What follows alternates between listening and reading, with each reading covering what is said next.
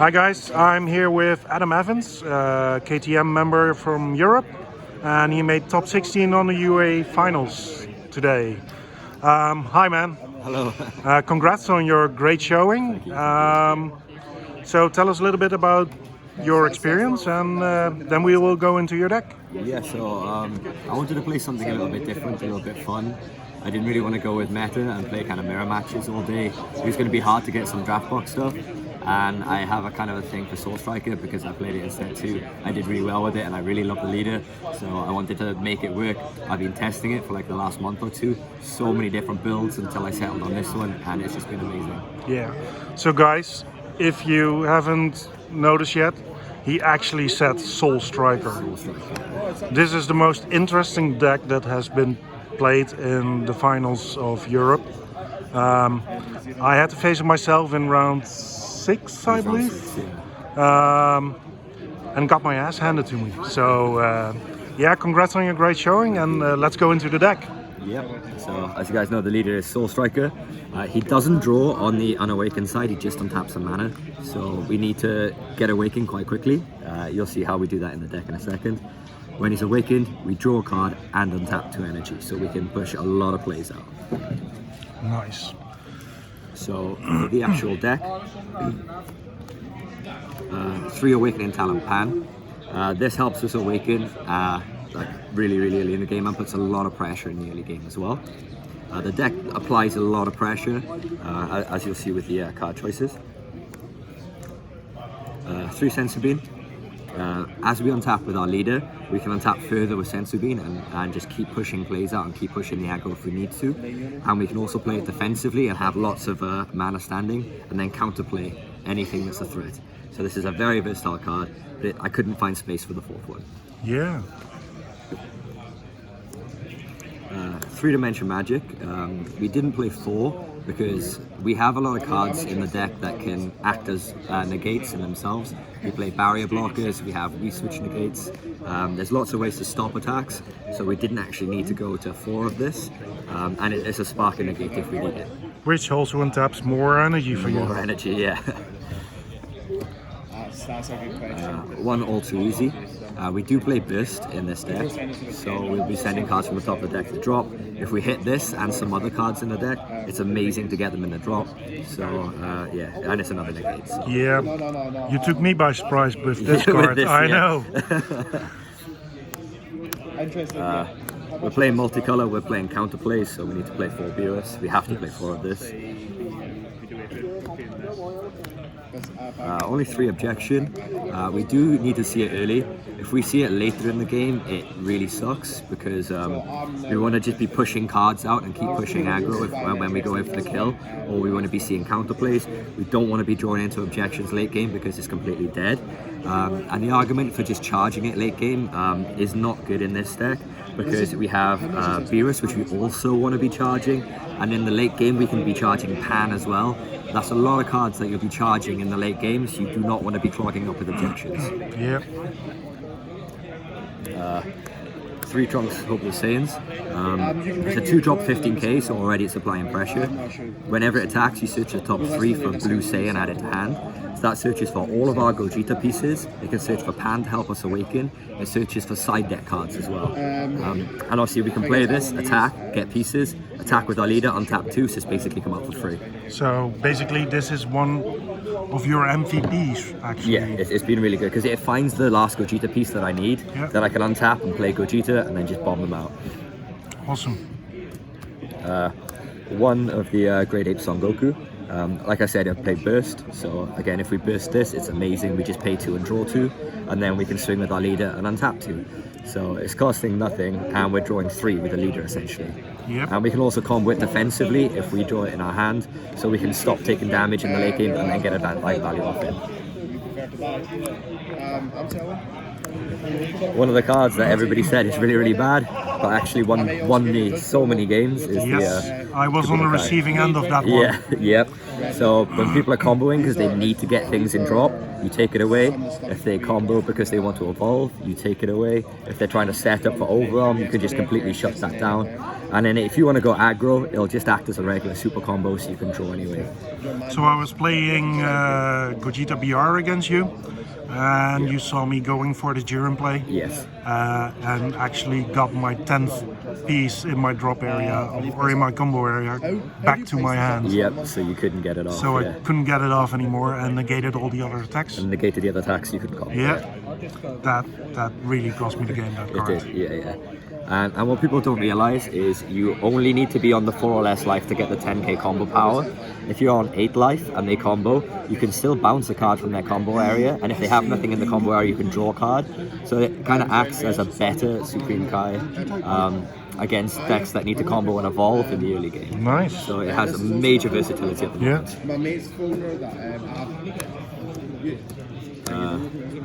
Son Goku pushing forward, this is one of the best cards in the deck.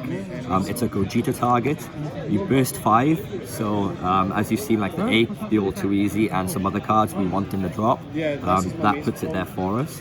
He returns himself to the hand at the end of the turn, which means he's in hand for Gogeta still, and he removes a card from the field, puts it to the bottom of the deck. So it does so much for us in this deck. It's really, really amazing. Basically, all the things you need a card to do, this does it. Yeah, absolutely insane card.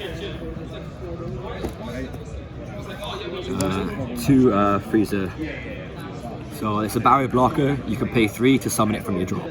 So you burst this, you can just keep recurring it from the drop.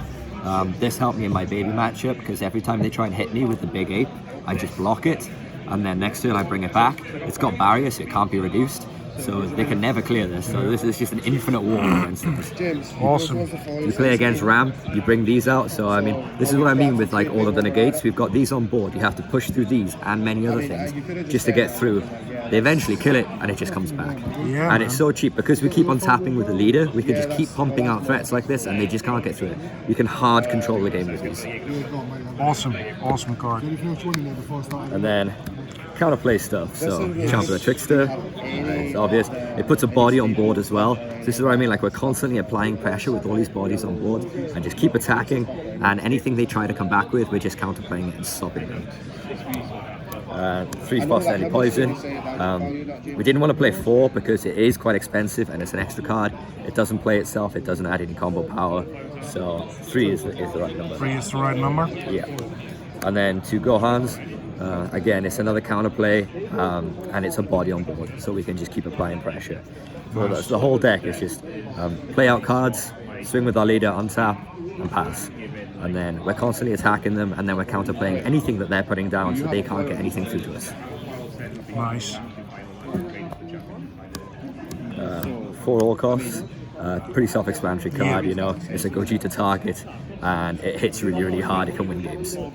And if we get stalled out for like ramp, for example, we can just play this out, take 2, and then next turn take 2, awaken, and we're just hitting for really hard damage then. So basically, you got 7 self-awakeners in the deck. Yeah. If needs be, like Janemba or indeed like ramp. And like sometimes it feels like you don't have many cards because your leader doesn't draw when he attacks, when he's not awakened. So in the early game, you could be like playing a card, then objection, and it feels like you've only got 2 cards in hand. But then you're on 4 energy, so you play your all costs, you take 2, you awaken, you draw 2, you're drawing off this, and then the leader attacks, you untap 2 and you draw another card. You've just seen 6 brand new cards. So it doesn't matter if you have low hand in the early game from the ejection, you just get it all back anyway. Nice. 1 UI. It's very, very tight for space. I wouldn't play any more of this.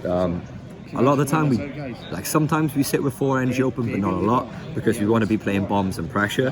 But this is there for those times that we have, say, 2 open, and then we spark in a Dimension Magic or Bean or stuff like that, and then this can shut things down. And if we're not counterplaying it, it's another target for Gogeta. True. So you're playing 3 of the other ones that bounce things back, right? 4 of the pushing forward 4. and 1 of this, yeah. Right. The majority of the time I side this out game 2 and 3. it's unlikely I'll have all of the energy open in those later games. I'm expecting TN to be coming in. Yeah. So if they TN, I'm not going to be able to untap as much. So this is less live.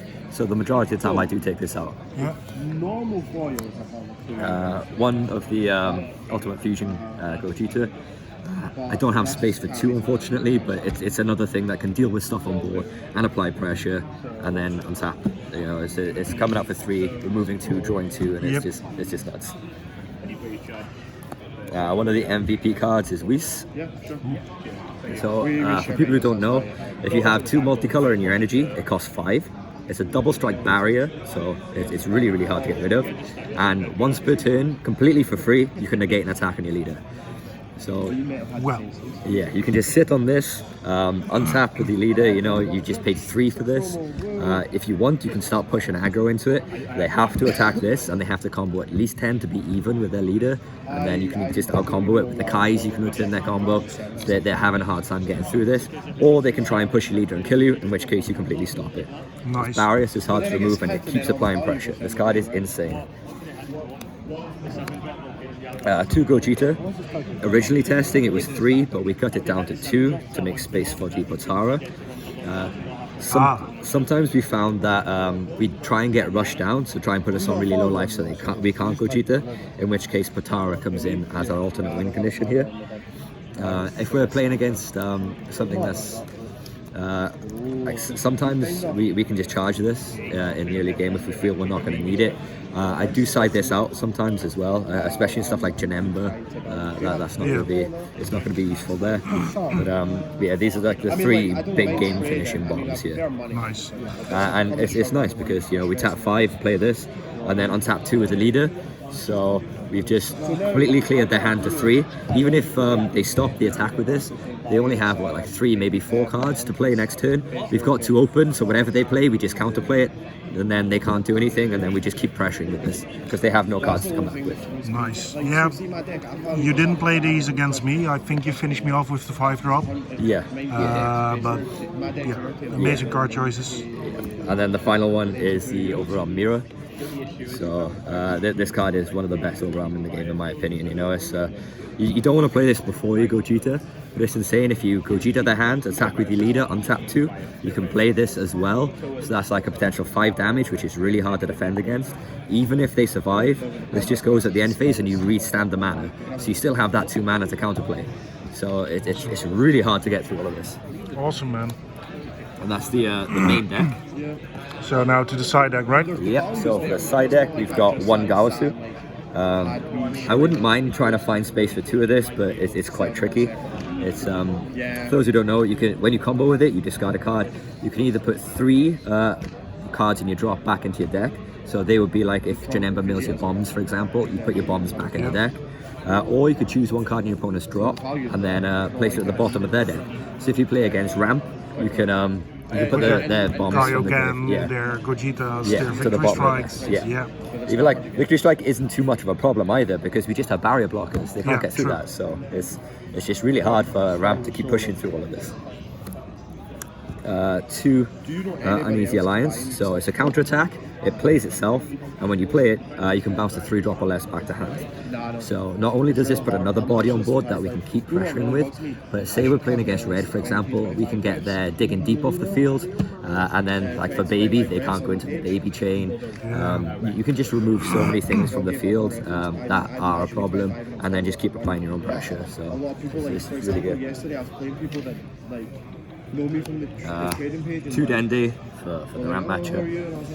Of course, you need those. Yeah, you need these, So, can I ask a question about this choice? Because you could also run the forced ejection mass sails. Yes.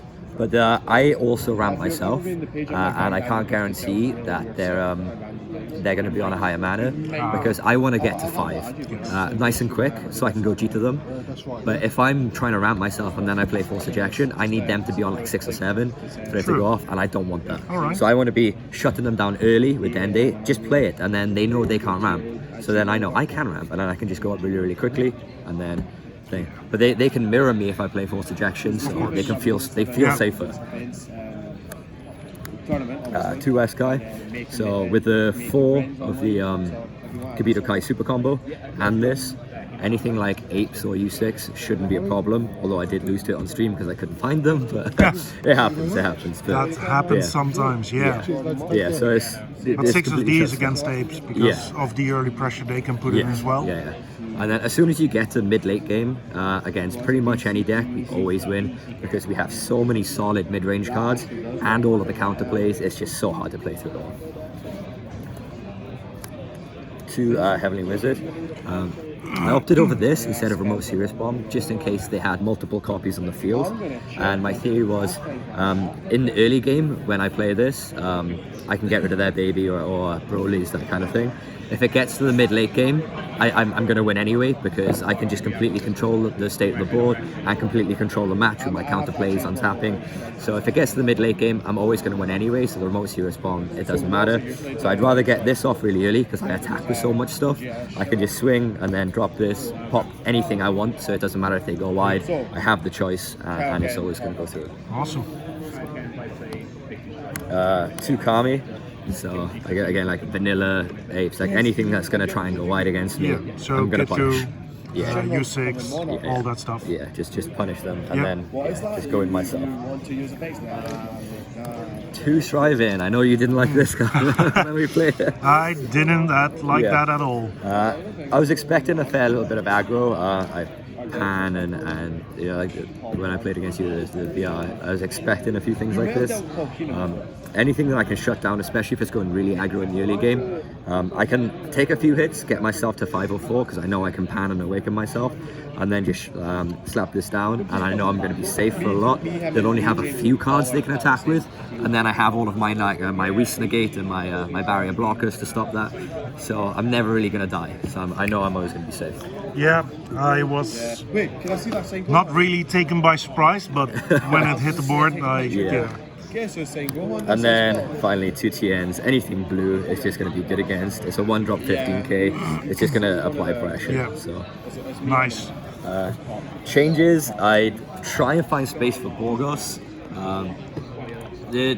The apes, when they're sensu beating, they're untapping quite a lot, and they're pushing out a lot of pressure. We really need to shut that down, so Borgos would actually be a really good choice. If for some miracle I ever played a mirror match, that could be good. But no, like anything like apes that keeps on tapping, even ramp as well. It shuts down their Shenron because they can't untap the Shenron. But ramp is quite decent for us anyway, so that doesn't matter too much. But yeah, Borgos would be something I'd try and find space for. But other than that, I'm really happy with the list, how it's performed, and I wouldn't really change anything else. Nice. So guys, this is the deck list of Soulstriker. I think the most inventive deck in the scene at the moment. So Adam, tell us a little bit more about your experience of the last 2 days. Yeah, it's been pretty good. I've played against quite a lot of good players and a lot of good matches. It's been really intense. I did 2-0 a lot of my matches as well, and I think a lot of people who sat down opposite me, they saw the Soulstriker and they kind of laughed, and then they thought that they were just going to win straight up, and then like after that first game they realised that they're in a lot of trouble, and then it was just 2-0 and it was over.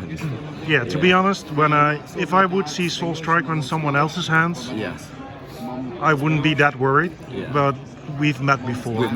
So yeah, I knew I was gonna be in trouble anyway. So, any memorable matches from the last 2 days? A lot of them. I lost to a U7 deck that played Tricolor. They just counterplayed me all day and then sat on the big freezer that had crit myself to play anything, so that kind of hurt. But yeah, like every match has just been really good. Everyone's been a really good sport that I played with. Everything's been amazing. Any interesting plays you've done or seen your opponent do yesterday? I think it's mostly just seeing people getting really stressed when I'm playing my cards because they've never really seen these cards before, so they don't know how to deal with them. And you could see the frustration in people's faces, and they're not too sure how to deal with it. And then I'm just doing everything I do, they can't get through it, and that's just that. Awesome, man. Well, congrats again on your great showing. Top 16, Adam Evans, and we're signing off, guys. Thank you. Thank you.